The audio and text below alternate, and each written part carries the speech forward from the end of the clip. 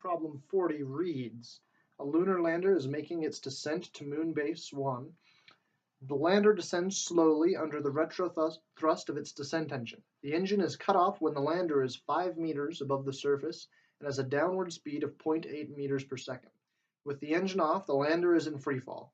What is the speed of the lander just before it touches the surface? The acceleration due to gravity on the moon is 1.6 meters per second squared. So a little diagram, our lander needs to fall 5 meters to get to the surface. G in this instance is negative 1.6 meters per second squared, since we'll just use down as going negative. So our initial velocity is 0.8. We're finding our final velocity. Acceleration is negative 1.6. Displacement is negative 5. So use the kinematics equations without t, since we are not given that. Solve for v.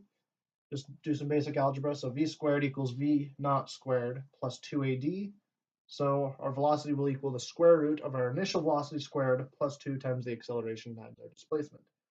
Plug in the numbers that we have here into this equation, use a calculator to solve, and the final velocity just before the lander touches the ground is 4.1 meters per second.